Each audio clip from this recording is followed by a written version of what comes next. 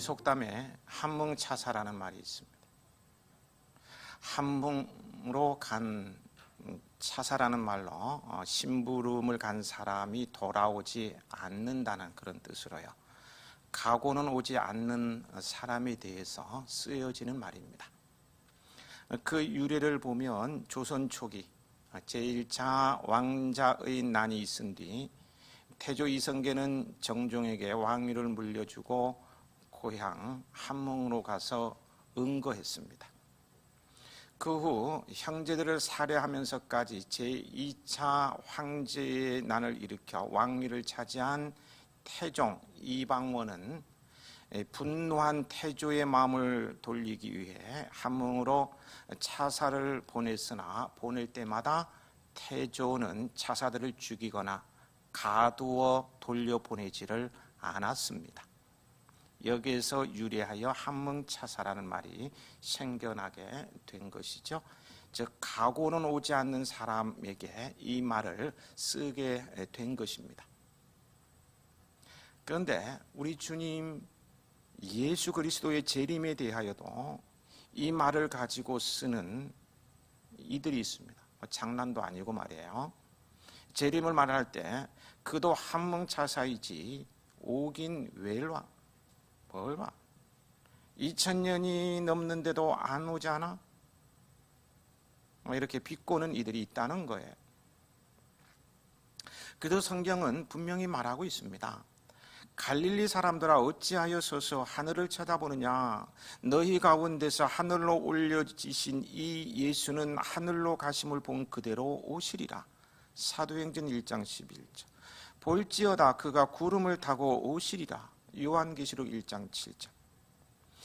성경의 말씀이 그대로 이루어짐을 믿는 기독교인들은 주님께서 말씀하신 대로 다시 오심을 기다리는 절기를 지키게 되었는데 그것이 바로 대림절입니다.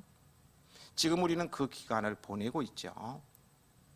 주님의 다시 오심을 기다리는 대림절기를 보내면서 때마침 수요 예배 시간에 상고하는 이사야서 말씀이 이 세상에 대한 최후 심판과 주님의 오심에 대한 말씀이어서 오늘 다시 한번 상고하고자 합니다. 이 세상에 대한 최후 심판인 종말론에 대한 예언은 이사야 선지자에 의해서 시작되었다고 할 수가 있겠고요. 신약의 예수님의 종말에 관한 가르침과 요한계시록의 종말에 관한 언급을 통해 그 구체적인 면모들을 자세히 계시하기에 이르릅니다. 점증적으로 명약관화하여 불을 보듯이 분명해지는 이러한 종말에 대한 계시는 오늘의 세상이 종말을 향해서 막 치닫고 있고요, 심판을 변경할 수 없음을 가르쳐 줍니다. 그런데도요, 많은 사람들이 종말에 대해 소돔과 고모라가 불심판 당시 경고를 농담으로 여겼던 롯의 사위들과 같이 비웃거나 세상의 종말이란 없다고 떠들어대며 성경의 종말로는 인간을 겁주기 위해 지어낸 말이라고 정말 겁없이 주장하는 이들도 있는 것을 보게 돼요. 그러나 하나님께서는 노아 시대의 심판을 예언하시고 물로 세상을 심판하셨습니다. 뿐만 아니라 하나님께서는 소돔과 고모라의 심판을 예언하시고 불로 심판하셨어요. 이전에 그렇게 하신 하나님께서는 하나님께서 정하신 그날에, 예언하신 그날에, 정하신 그날에 그리스도를 보내어 이 세상을 반드시 심판하십니다. 그러므로 우리는 세상 사람들이요 뭐라고 떠들어대든 개의치 말고 세상 종말에 대한 성경의 선언을 확신하고 세상의 종말을 대비하는 삶, 곧 종말론적인 삶을 살아야 합니다. 우리 해야인들은 교회 종탑과 시계를 볼 때마다 마지막을 알리는 종을 칠 시간이 시시각각으로 다가오고 있음을 자각하며 깨어 단정히 행하는 종말론적 신앙인들이길 소망합니다. 아멘이신가요? 예. 오늘날 우리가 살아가는 이 세상을 바라보십시오. 환경오염과 그로 인한 무수한 자연재해, 동식물의 멸종과 생태계의 파괴 등으로 말미암아 헤아릴 수 없는 재난들, 질병들, 고통스러운 일들이 점증적으로 발생하고 있습니다. 그러다 보니까요, 요즘에는 이전에는 없었던 악한 요소들이 더 많이 생겨나 우리를 충격으로 몰아넣곤 합니다. 예를 들면요, 엄청난 크기의 쓰나미, 30년 전에 없었죠. 근데 이제는 쓰나미 수십만을 한꺼번에 그냥 쓸어가죠. 허리케인, 방제가 그렇게 잘 되어 있는 미국도 초토화시켜버린 허리케인 등이 빈번하게 발생하고 있고요. 이전에는 없었던 에이즈, 요즘 다시 유행되고 있는 조류독감, 코로나19 바이러스 감염증 등등 예방이나 대처도 하기 어려운 무서운 질병들이 우리나라에만 발생하는 게 아니고요, 미국에서도 유럽에서도 아프리카에서도 5대양 6대주 모든 나라에서 지금 막 창궐하고 있어요.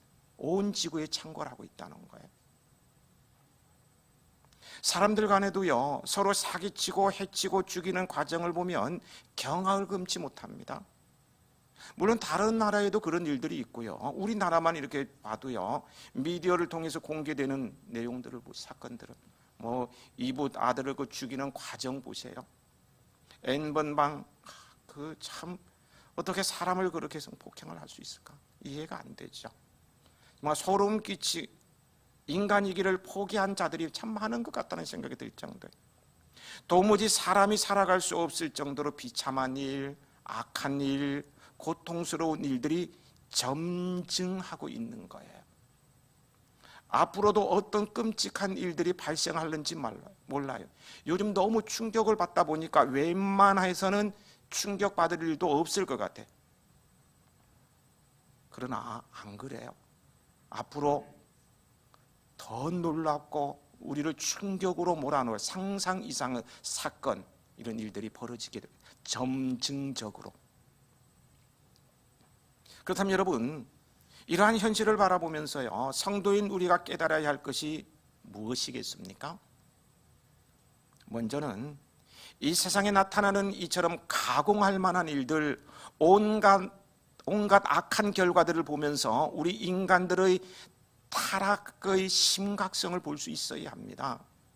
이 모든 일들이 다른 어떤 것보다도요, 사람이 저지른 죄의 부작용으로, 좁게 말하면 내가 저지른 죄악의 부작용으로 발생하고 있는 것이기 때문입니다. 아울러 이 모든 난리와 재난의 소식들은 다름 아닌 말세가 가까워오고 있음을 알리는 징조라는 것을 깨달아야 해요.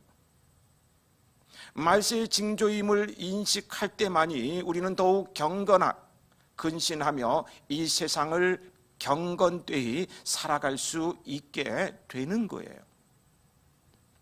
본문을 보면 하나님의 종말론적 최후의 심판을 피할 수 있는 자는요, 아무도 없음을 분명히 하고 있습니다. 17절 18절입니다. 함께 읽어보실까요? 땅의 주민아,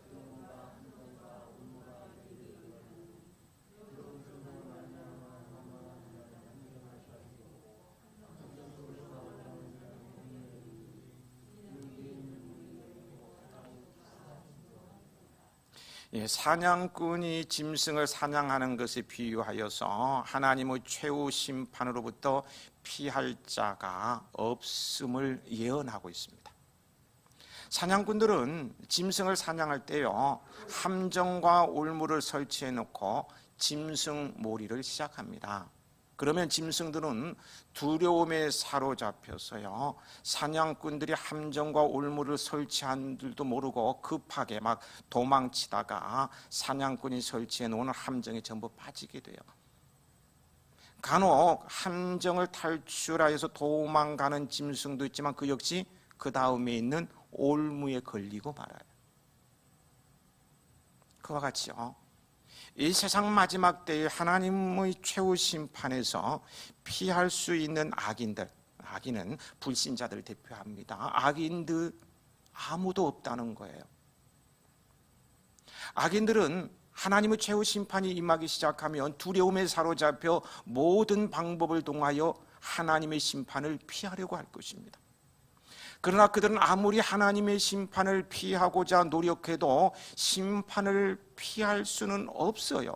왜냐하면 하나님의 최후 심판은 전 우주적인 심판이며 온 땅 구석구석 어디에도 미치지 못하는 곳이 없기 때문입니다. 한마디로 지구가 완전히 붕괴된다는 거예요. 심지어 그 심판은요, 사람들이 사는 이 지구를 넘어 전 우주적으로 진행될 거예요. 공상과학 소설이나 어떤 영화를 보면은 우주를 정복해서 거기에 어떤 도시를 건설하고 이민 가서 행복하게 사는 이런 소설들, 이런 영화들이 있는데요, 설령 그렇게 될 수도 있다고 치고요, 보십시다. 베드로후서나 요한계시록은요, 하나님의 심판으로 말미암아 전 우주가 소멸하게 될 것임을 분명히 말씀하고 있습니다. 베드로후서 3장 10절, 그날에는 하늘이 큰 소리로 떠나가고 물질이 뜨거운 불에 부러지고 땅과 그 중에 있는 모든 일이 드러나리로다. 요한계시록 21장 1절, 또 내가 새 하늘과 새 땅을 보니 처음 하늘과 처음 땅이 없어졌고 바다도 다시 있지 않더라. 2000년 전에 예언한 말씀이에요. 그때 당시는 우주 공상 소설 이런 게 없었어요. 지금이 와서 있는 거지, 우주에 가지고. 근데 벌써 예언하고 있어요. 그때 우주도 다 망하게 될 것이다. 우주로 이민 가봐야 별장 도루묵이다. 벌써 예언하고 있다는 거예요. 그렇다면요, 세상 모든 사람들이 이 같은 심판이 닥칠 때 속수무책으로 파멸당할 수밖에 없을까요? 이 세상에 사는 모든 인간들이 이 하나님의 무서운 심판 앞에 속수무책으로 파멸을 당할 수밖에 없느냐는 거예요. 아닙니다. 하나님은 온 세상, 온 땅, 온 우주를 심판하시는 중에도요, 살 수 있는 생명의 길을 남겨두셨어요. 이는 과거 대홍수가 온 땅을 뒤덮을 때 방주를 준비한 노아와 그 가족만이 구원받은 사실에서도 분명히 예고되고 있는 거예요. 그것이 무엇입니까?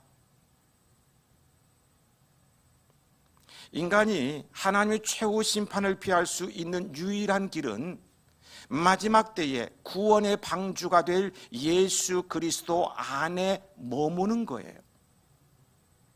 노아의 방주가 대홍수라는 혹독한 심판에서 구원하여 주는 유일한 피난처가 되었던 것처럼 예수 그리스도는 하나님의 최후 심판에서 구원하여 주는 유일한 피난처가 되는 거예요. 오직 예수입니다. 하나님의 최후 심판은 언제 임하게 될지 아무도 모릅니다. 다만 분명한 사실이 있는데요, 분명한 사실은 예기치 않게 갑자기 임하게 된다는 거예요. 그리고 세상 어디로 가든, 아무리 먼 곳, 아무리 깊은 곳, 아무리 은밀한 곳으로 가더라도 피할 수 없다는 것은 분명해요.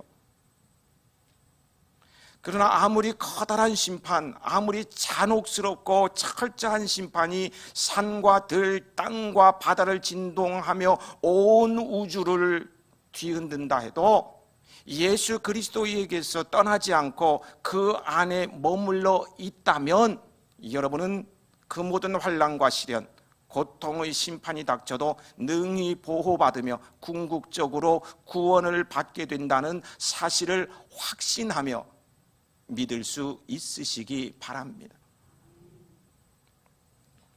19절부터 22절에서 하나님의 최후 심판의 원인을 크게 둘로 나누어서 선포하고 있는데요.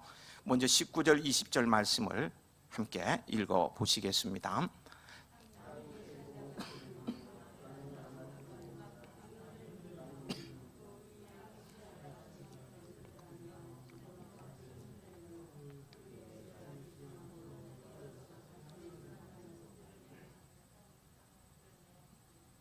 예, 감사합니다. 끝까지 읽으셨어요.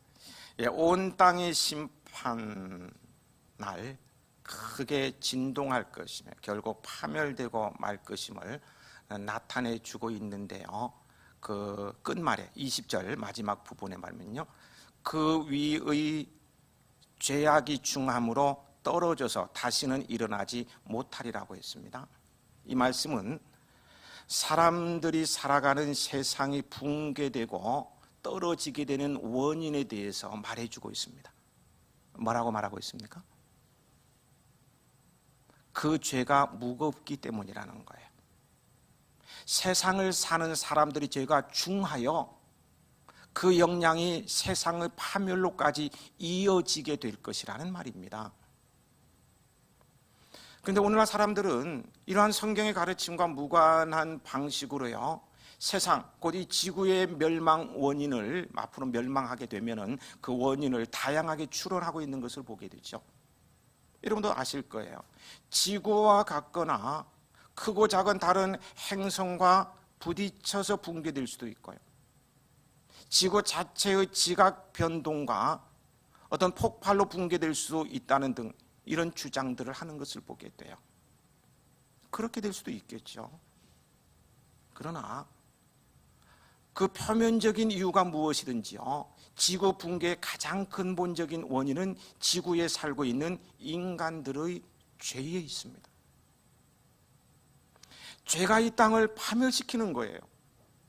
다시 말해 지구가 하나님의 심판을 받아 붕괴되는 그것은요, 지구가 죄가 있어서가 아니라 그 안에 살고 있는 사람들의 죄가 차고 넘치어서 그 죄의 무게가 심대하기 때문입니다.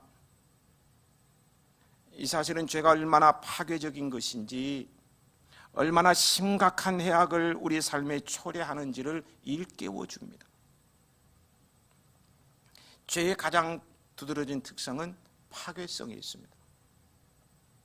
죄는 그와 관련된 모든 것을 파괴하고 망하게 합니다. 인류의 죽음이 찾아온 것도 죄 때문이고요, 대홍수 심판으로 인류가 멸망한 것도 죄 때문이고요, 출애굽 제1세대가 세대인 이 이스라엘 백성들이 광야에서 멸망한 것도 죄 때문이에요. 또한 가나안 족속들이 멸절된 것도 그렇고요, 북이스라엘의 아수르로 남유다가 바벨론에 의해서 멸망한 것도 죄 때문입니다. 그리고 이제 세상 마지막 때가 이르면 죄는 모든 불의한 자들을 멸하고요, 지구를 파괴하며 나아가서는 온 우주를 붕괴시키고 말 것입니다. 죄는 전 우주를 붕괴시킬 만큼 엄청난 파괴력을 지니고 있습니다. 그런데 죄는요, 겉으로만 보면 파괴적인 결과만을 만드는 것은 아닙니다. 죄는 사람에게 일시적이지만 육적인 기쁨을 주기도 합니다. 만일에요, 죄의 파괴성만 있다면요, 겉으로 보여주는 거 다 죄의 파괴성만 보여진다면 사람들은 죄를 범하지 않고 도리어 죄를 두려워하며 멀리하게 될 것입니다. 내가 죄를 지으면 다리가 부러져요. 내가 잘못하면 가정에 우환이 찾아와요. 내가 죄를 지으면 직장에서 쫓겨나요. 막 이런 일이 벌어지면 누가 죄를 짓겠습니까? 죄를 두려워서 다 멀리하죠. 하지만요, 죄는 일시적이고 육적인 것이지만요, 일시적이고 잠깐이고 육적인 것이지만 만족과 기쁨도 주기 때문에 거짓말로 남의 돈을 탈취해서 마음껏 쓸 수 있어요. 완전 범죄로 원하는 것을 이룰 수가 있어요. 달콤한 말로 수많은 여성들을 탈취할 수도 있어요. 죄는 일시적이고 육적인 것이지만요, 이렇게 만족과 기쁨을 주기 때문에 그것에 속아서 잠깐 얻을 수 있는 만족과 쾌락, 거짓 기쁨과는 비교할 수도 없을 정도의 심각한 파괴성을 보지 못하고 죄를 범하고 마는 거예요. 그러면 우리는 죄의 가공할 파괴성에 대해서 분명하게 인식하고 있어야 합니다. 죄가 주는 일시적, 잠깐 말이에요, 잠깐 한순간 육적 기쁨이나 만족에 현혹되어서는 안 돼요. 죄에 대해서는 그것이 무엇이든 단호하게 물리쳐야 합니다. 우리는 잠깐의 육적인 기쁨이 아닌 참되고 영원한 영적인 기쁨을 추구하며 살아야 해요. 그래야 할 때 우리는 이 기쁨을 통해서 진정한 만족에 이를 수 있는 거예요. 잠깐의 만족이 아닌 영원한 만족, 영원한 기쁨에 도달할 수 있게 된다는 것입니다. 21절, 22절은 하나님의 심판의 또 다른 원인인데요. 함께 읽어보실까요? 그날에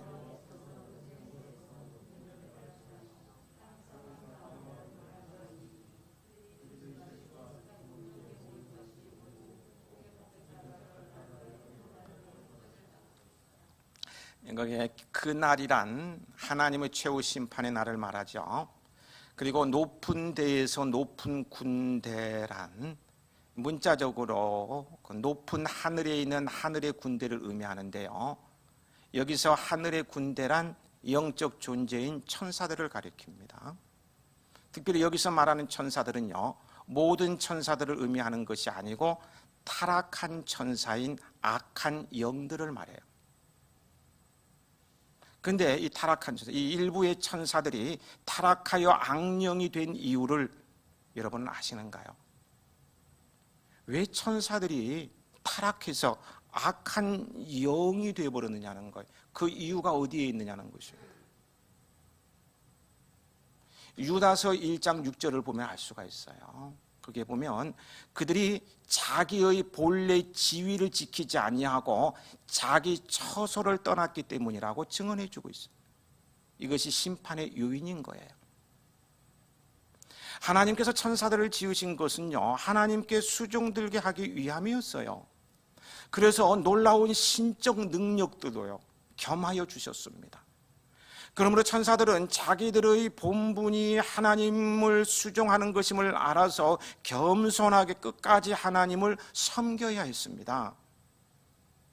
그러나 일부의 천사들은 자신들의 능력을 과신한 나머지 하나님께서 신적인 능력을 주었음에도 불구하고요, 자신의 능력들을 과시한 나머지 교만하여 줘서 자신들이 하나님의 피조물이며 하나님을 수종해야 하는 존재라는 사실을 망각하고 스스로 하나님과 같이 되고자 하나님께 도전장을 내밀었던 거예요. 결국 이처럼 교만함으로 말미암아 자기 지위와 처소를 떠나 하나님께 도전하였던 악한 천사들은 하늘에서 지상으로 쫓겨나게 된 거예요. 그러나 그것으로 그들의 악에 대한 심판이 종결된 것은 아닙니다. 하나님은 자기의 지위와 처소를 떠난 이 악한 천사들을 이 세상의 마지막 때에 벌하여서 영원한 지옥 형벌에 처하기로 작정하셨어요. 근데 지옥은요, 악한 영들이 가는 곳이에요. 근데 이 마귀는, 악한 영은 그곳에 우리를 끌고 가려고 하는 거예요. 아주 못됐죠. 이러한 사실을 통해서요, 교만함으로 인하여 자기의 지위와 처소를 떠난 자들이 얼마나 어리석은 선택을 하신 것인가를 우리는 확인할 수 있어야 합니다.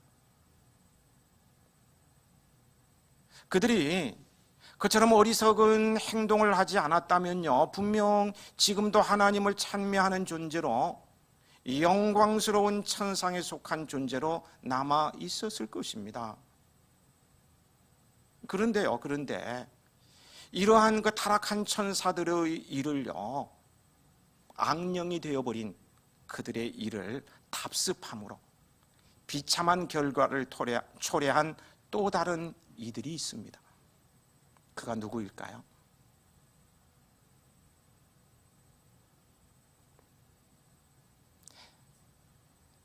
타락한 천사들이 행한 일을 답습함으로 비참한 결과를 초래한 또 다른 이들이 있는데 그가 누구냐는 거예요. 바로 이 옛뱀, 그 사탄의 미혹을 받은 아담과 하와입니다. 인간에게 이처럼 사망의 저주가 임하고 온갖 질고가 임하게 된 것도, 또 최후 심판을 받아야 하는 것도 다 그들이 교만함으로 말미암아 자신의 지위와 처소를 떠났기 때문입니다. 만일 아담과 하와 그들이요 자기 자리를 떠나지 않고 온전히 하나님을 섬기는 자리를 지켜냈다면 저주와 징계, 죽음을 당하지 않으며 심판에 이르지도 않고요, 하나님이 허락하신 에덴이란 복락원에서 영원히 행복하게 살 수 있었을 것입니다. 이러한 사실을 통해 우리는 하나님께서 우리에게 부여하신 지위와 처소를 떠나지 않도록 항상 조심하고 주의해야 함을 각성해야 합니다. 우리는 하나님께서 우리에게 부여하신 직분이 있죠. 우리에게 허락하신 삶의 자리가 있죠. 그것이 어떠하든 이를 감사함으로 받아들이며 순종과 충성을 아끼지 말아야 합니다. 세상에서 가장 추하고 악하고 보기에 민망하고 역겨운 모습은 자기 자리, 자기 분수, 자기 직분 지키지 아니하고 욕심을 따라 다른 사람의 자리를 시기하여 탐내어 그 자리를 차지하려 하고 더 높은 자리, 더 많은 것을 탐하여서 자기 자리와 위치를 떠나는 거예요. 반면 세상에서 가장 아름답고 가장 자연스럽고 복된 모습은 자기의 주어진 삶의 자리에서, 직분의 자리에서 그 위치를 떠나지 아니하고 감사하며 충성하며 헌신하는 거예요. 참된 복과 영광은 바로 이런 자들의 것입니다. 여러분이 그런 사람이시길 축복합니다. 23절에 보면은요, 재림의 주 예수 그리스도가 오심으로 하나님의 나라가 임하고 그 영광이 온전히 실현될 때의 장면을 묘사하고 있습니다. 함께 읽으시겠습니다. 23절.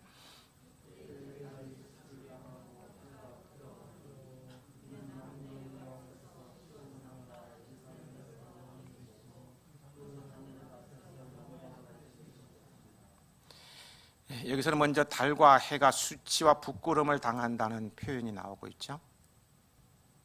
이는 장차 하나님께서 사탄의 세력을 멸하시고 새롭게 조성하실 새 하늘과 새 땅, 곧 새 예루살렘에서는 그곳의 통치자이신 주님의 찬란한 영광의 빛으로 말미암아 해와 달이 무색하게 된다는 의미예요. 장차 도래할 하나님 나라의 찬란한 영광, 장차 하나님의 나라에서 그 영광을 누릴 우리 성도들, 그 영광을 강조하는 표현이라고 하겠습니다. 다시 말해서요, 밤의 어둠을 밝히는 달보다 빛과 열로 온 세상을 밝히고 따뜻하게 만드는 태양보다 더욱 찬란한 빛이 주님께로부터 나온다는 거예요. 잘 듣고 반응해 보세요. 칠흑같이 어두운 방에서는요, 칠흑같이, 바로 여기 안 보이는 칠흑 같은 이런 어두운 방에서는요, 기름 오르는 등잔 아시죠? 호야 불 붙이는 거 등잔, 촛불마저도 참 미약한 것이지만 나름대로 유용합니다. 촛불 하나만 있어도 다 할 수 있을 것 같아. 등잔만 있으면 뭐든지 다 할 수 있을 것 같아. 다 보이니까요. 그러나요, 거기에 전기가 들어오고 전등이 켜졌다고 생각해 보십시오. 앞서 사용했던 등잔이나 촛불은 아무 소용이 없으므로 꺼도 상관없는 것이 되고 말 거예요. 무용지물이 되고 말 거예요. 끄덕끄덕 반응, 그런가요? 예. 전기가 들어오면 촛불은 무용지물이에요. 더 밝은 것이 있는데 잘못된 불이나 날까 봐 빨리 끄게 될 거예요. 그런데요, 저녁이 지나고요, 전등이 들어왔어요. 그래서 저녁이 지나고 아침이 밝아서요, 찬란한 태양빛이 창문을 통해서 들어온다고 생각해 보십시오. 더 이상 전등조차도 필요 없어서 스위치를 내리게 될 것입니다. 전등이 필요 없어요. 더 밝은 빛이 있는데요, 스위치는. 맞죠? 그렇게 될 거라는 거예요. 그런데요, 새하늘과 새 땅에는 태양보다 더 밝은 빛이 있다는 거예요. 그것이 바로 만왕의 왕, 이 땅에 오실 우리 주님에게서 나오는 영광의 빛입니다. 이 빛은 사람이나 사물의 외관만 아니라 내면까지 밝게 비춰줍니다. 이 빛이 있는 이상 강렬한 태양빛까지도 무용지물이 된다는 거예요. 이는 주님께서 통치하시는 그 나라가 얼마나 영광스러운 곳일지를 깨닫게 해줍니다. 또 그 나라에 속한 자들이 얼마나 큰 영광을 누리지를 기대하게 됩니다. 그 나라에 속한 저와 여러분이 얼마나 큰 영광을 누릴지를 기대하게 된다는 거예요. 기대하세요. 그렇습니다. 하나님 나라에 속한 사람들은 이 세상에서 그 어떤 영광을 누리던 사람들보다 더 큰 영광을 누리는 사람들이에요. 당대 최고의 영광을 누렸던 아수르 왕의 영광도, 바벨론 왕의 영광도, 페르시아 왕의 영광도, 로마 황제의 영광도, 중국 황제의 영광도, 영국 여왕의 영광, 장차 성도들이 하나님 나라에서 누리게 될 영광에 비하면 지극히 초라하고 허무한 것이 지나지 않아요. 주님이 오시면 우리가 누릴 영광이 이렇다는 거예요. 기대하세요. 기대하셔도 됩니다. 기대 이상의 무한한 영광을 우리는 누리게 될 것입니다. 그런데 성경은 우리가 이러한 영광의 하나님 나라에 들어가려면 정말 기대 이상의 무한한 영광이 있는 그 영광을 누리는 하나님의 나라에 들어가려면요, 많은 환난을 겪어야 될 것이라고 말씀하고 있어요. 환난을 겪어야 됩니다. 우리가 영광의 하나님의 백성이 되는 것은 아무런 수고도 하지 않고 되는 것이 아니라는 거예요. 물론 우리가 하나님 나라의 백성이 되는데 어떤 특별한 조건이 있는 것은 아니에요. 우리는요, 오직 예수 그리스도를 믿기만 하면 하나님 나라의 백성이 될 수 있어요. 이거는 영원한 진리예요. 변치 않아요. 예수님을 믿으면 구원을 받아요. 문제는 우리가 그 믿음을 끝까지 지키는 수고를 해야 한다는 거예요. 우리의 원수 사탄은요, 우리가 쉽게 믿음 생활을 하도록 가만히 내버려 두는 법이 절대로 없어요. 사탄은 우리를 믿음에서 떨어져 나가게 함으로 하나님 나라에서 멀어지게 하려고 합니다. 그렇게 사탄이 우리를 믿음에서 떨어뜨리기 위해서, 하나님으로부터 멀어지게 하도록 하기 위해서 사용하는 것이 바로 뭐라고요? 환난이라는 거예요. 환난. 환난은 여러 가지가 있겠죠. 전쟁도 환난일 수도 있고요, 기근도 환난일 수도 있고요. 저는 코로나19 바이러스 감염증도 그 환난 중에 하나라고 생각해 봐요. 우리를 지옥으로 끌고 가려는 마귀의 괴계일 수도 있어요. 불안을 주고 겁먹게 하고 기독교에 대한 실망을 주어서 완전 지금 우리는 완전 마녀사냥을 당하고 완전 지금 뭐 기독교는 뭐 독립후기 되고요. 내려될 것 같아요. 다 내려간 것 같아. 막 잠이 안 오거든. 막 분통 터지고. 그래. 막 주님 앞에 총구스럽고.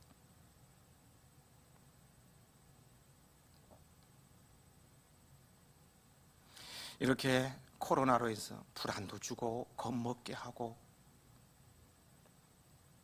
기독교에 막 실망을 주어서 자꾸 주님과 멀어지게 하고 믿음의 자리에서 멀어지게 하고 예배의 자리에 가지 못하게 하고 누가 막는 것도 아닌데 자꾸 멀어지게 만드는 거예요.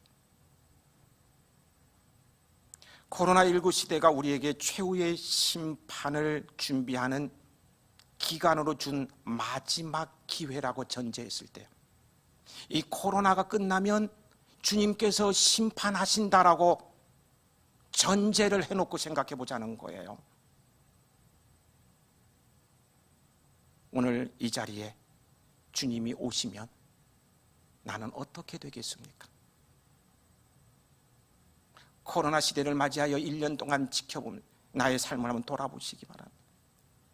어떻게 되겠느냐는 거예요. 다가오는 주님의 심판의 날을 준비하는 삶이시길 바랍니다.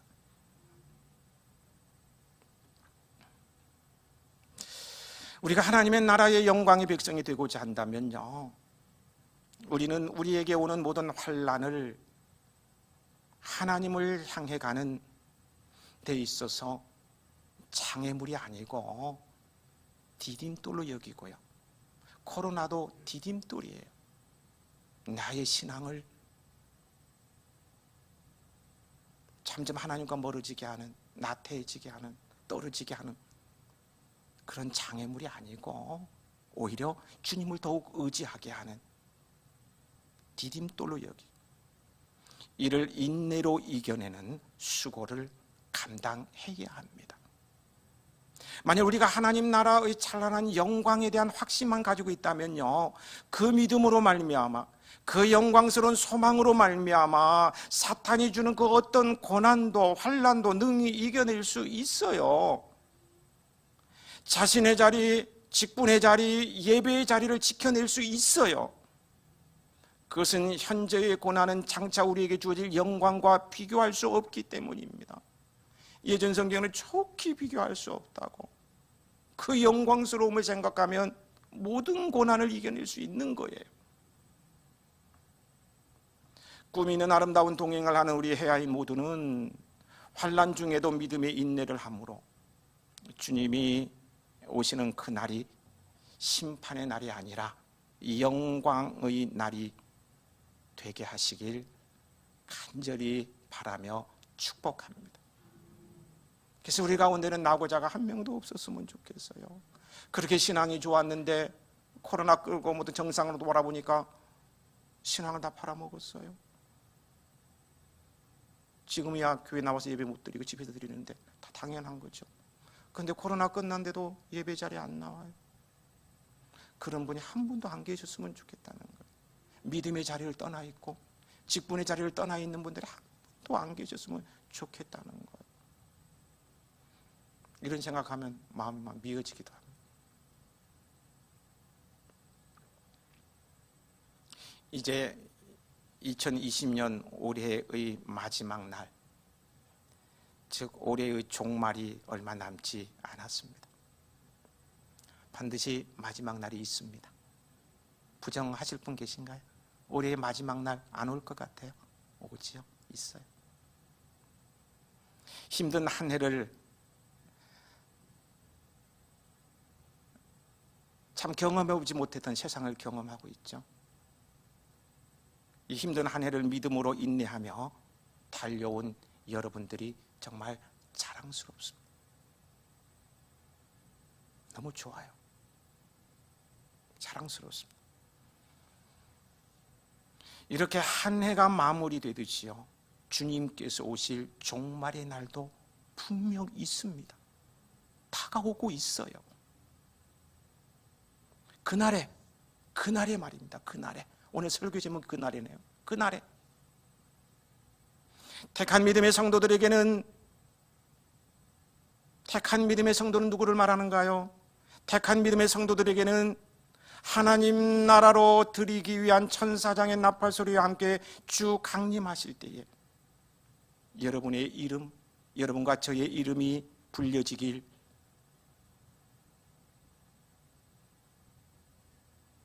천사장의 나팔소리와 재림하신 주님께서 저와 여러분의 이름을 호명하면서 불려지길 축복합니다. 축복합니다.